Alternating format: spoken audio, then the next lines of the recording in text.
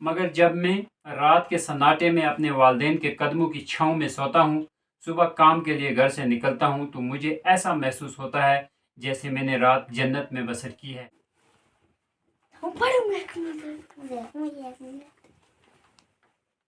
بسم اللہ الرحمن الرحیم، الحمدللہ رب العالمین، الصلاۃ والسلام علی رسولہ النبی الکریم۔ آج جو کہانی ہم پڑھیں گے اس کا نام ہے روزانہ جنت کی فضا میں سونے والا خوش نصیب۔ کہانی شروع کرنے سے پہلے گزارش ہے کہ اگر آپ پہلی بار ویڈیو دیکھ رہے ہیں تو چینل کو سبسکرائب ضرور کریں۔ وہ 5 ساتھی تھے، ان کا تعلق ایک ہی بستی سے تھا۔ وہ دیہی علاقے کے رہنے والے تھے۔ پانچوں اپنی بستی سے چند کلومیٹر کے فاصلے پر موجود ایک دوسری بستی میں کام کرتے تھے۔ ان کی بستی بہت چھوٹی تھی، وہاں کام کے بہت کم مواقع تھے۔ وہاں ایک دن کام کرنے کے بعد کئی دنوں تک کام کے لیے انتظار کرنا پڑتا تھا، اس لیے وہاں کے لوگ قریبی شہروں میں جا کر روزی کماتے تھے۔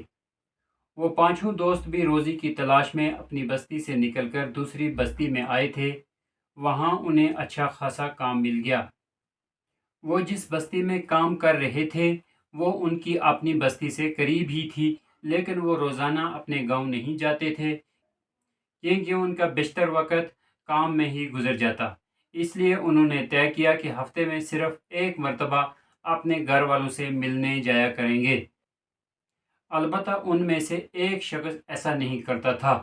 وہ روزانہ شام ہوتے ہی اپنی بستی کی طرف روانہ ہو جاتا اور عشاء کے نماز کے بعد اپنے گھر پہنچتا۔ وہ انتہائی تیز رفتاری کے ساتھ راستہ طے کرتا تاکہ جلدی سے اپنے گھر پہنچ جائے۔ گھر پہنچ کر وہ اپنے والدین کی خدمت کرتا، ان کے ساتھ رات گزارتا، صبح سویرے فجر کی نماز پڑھ کر دوبارہ اس بستی کی طرف چل پڑتا جہاں وہ کام کرتا تھا۔ اس کے چاروں دوست اس کا مذاق اڑایا کرتے اور اس کے اس عمل کو احمقانہ فعل گرانتے تھے۔ وہ کہتے کہ آخر تمہیں کیا مصیبت پڑی ہے کہ روزانہ کام کی تھکن سے نڈال ہونے کے باوجود تم اپنے گھر چلے جاتے ہو، اپنی جان کی بھی پرواہ نہیں کرتے، جبکہ رات کے وقت راستہ کئی خطرات سے پر ہوتا ہے۔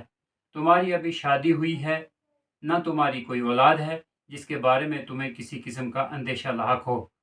ایک دن اس نوجوان مزدور نے اپنے ساتھیوں کو جواب میں کہا، اگر یقین مانو تو میں تمہیں بتلائے دیتا ہوں کہ دراصل میں روزانہ رات کو جنت میں سونے کے لیے جاتا ہوں۔ یہ بات سن کر اس کے چاروں ساتھی ہنس پڑے۔ انہیں اپنے ساتھی کی بات عجیب سی لگی، وہ اس کا مذاق اڑانے لگے۔ انہوں نے اپنے نوجوان ساتھی سے یہاں تک کہہ دیا کہ دوست، آج سے پہلے ہم تمہیں ایک عقل مند انسان سمجھتے تھے، مگر آج تمہاری یہ بے تکی باتیں سن کر ہمیں یقین ہو گیا کہ بستی سے باہر رہنے کے سبب تمہاری عقل ماری گئی ہے۔ اب تو تمہیں کسی ڈاکٹر کے پاس جا کر اپنے دماغ کا علاج کرانا چاہیے۔ نوجوان نے اپنے ساتھی سے کہا، اگر تمہیں میرے بات پر یقین نہیں آ رہا تو ایسا کرتے ہیں کہ ہم اپنے درمیان کسی کو جج مقرر کر لیتے ہیں، اس کی عدالت میں اپنی اپنی باتیں رکھتے ہیں تاکہ وہ فیصلہ کر دے میں اپنی بات میں سچا ہوں یا جھوٹا۔ چنانچہ وہ پانچوں ساتھی مسجد کے امام کی خدمت میں پہنچے اور اپنی اپنی باتیں بیان کرنے لگے۔ امام نے چاروں ساتھیوں کی باتیں سننے کے بعد پانچویں ساتھی سے پوچھا، نوجوان تم کیا کہتے ہو؟ تمہارے ساتھی تمہارے بارے میں جو کچھ کہہ رہے ہیں کیا یہ سچ ہے؟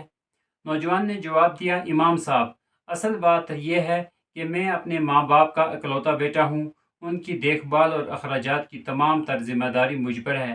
میں نہ کماؤں تو گھر میں فاقہ کشی کی نوبت آ جائے۔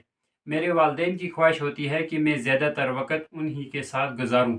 میں نہیں چاہتا کہ انہیں گھر میں تنہا چھوڑ دوں، اس لیے میں اللہ کے بھروسے پر مغرب کی نماز پڑھ کر اپنی بستی کی طرف روانہ ہو جاتا ہوں۔ راستے میں خطرات کا خدشہ تو ضرور رہتا ہے، مگر ایک طرف یہ خطرات ہیں تو دوسری طرف میری جان سے زیادہ عزیز ماں باپ ہیں۔ میں روزانہ اپنے والدین کی خدمت ہی کے لیے جاتا ہوں۔ جب عشاء کے بعد گھر پہنچتا ہوں تو وہ کھانے سے فارغ ہو کر بسا اوقات سو جاتے ہیں۔ جب میں اپنے والدین کو نیند کی حالت میں دیکھتا ہوں تو انہیں جگانا مناسب نہیں سمجھتا۔ میں خاموشی سے کھا پی کر ان کے قدموں کے پاس چادر اوڑھ کر سو جاتا ہوں۔ صبح ہوتی ہے تو نماز فجر کے لیے انہیں جگاتا ہوں، وضو کے لیے پانی دیتا ہوں، ناشتہ بنا کر انہیں کھلاتا ہوں، پھر ان کی دیگر ضروریات پوری کر کے واپس کام کے لیے اس بستی میں آ جاتا ہوں۔ میں اپنے اس عمل پر اللہ تعالیٰ کا بے حد شکر ادا کرتا ہوں کہ اس نے مجھے اس بات کی توفیق بخشی ہے۔ مجھے روزانہ آنے جانے میں مشقت تو ضرور جھیلنی پڑتی ہے، مگر جب میں رات کے سناٹے میں اپنے والدین کے قدموں کی چھاؤں میں سوتا ہوں، صبح کام کے لیے گھر سے نکلتا ہوں، تو مجھے ایسا محسوس ہوتا ہے جیسے میں نے رات جنت میں بسر کی ہے۔ میرا دل بڑا مطمئن ہوتا ہے۔ اس بنا پر میں نے دوستوں کے سامنے یہ کہا ہے کہ میں روزانہ جنت میں رات گزارتا ہوں۔ نوجوان مزدور کی باتیں سننے کے بعد امام مسجد اس کے چاروں ساتھیوں کی طرف متوجہ ہوا اور کہنے لگا، اللہ کی قسم تمہارے اس ساتھی نے بالکل سچ کہا ہے۔ کیا تم نے نبی کریم صلی اللہ علیہ وسلم کا ارشاد گرامی نہیں سنا کہ آپ نے والدین کے بارے میں کیا فرمایا ہے؟ آپ صلی اللہ علیہ وسلم کا ارشاد ہے، الجنت تحت اقدام الامہات، جنت ماؤں کے قدموں تلے ہے۔ میں تمہارے اس دوست کو اپنے والدین کے ساتھ حسن سلوک اور صلہ ریمی پر مبارکباد پیش کرتا ہوں اور تمہیں نصیحت کرتا ہوں کہ تم بھی اپنے والدین کے ساتھ اسی طرح حسن سلوک کرو تاکہ تمہاری راتیں بھی جنت کی فضا میں گزاریں۔ اللہ تعالیٰ ہمیں بھی اپنے والدین کے ساتھ حسن سلوک کرنے کی توفیق عطا فرمائے۔ سبحانک اللہم و بحمدک و اشہد ان لا الہ الا انت استغفرک و اتوب الیک۔ سبحان ربک رب العزت عما یصفون وسلام علی المرسلین والحمد للہ رب العالمین۔ کہانی کس کو اچھی لگی؟ سمجھ کس کو آئی؟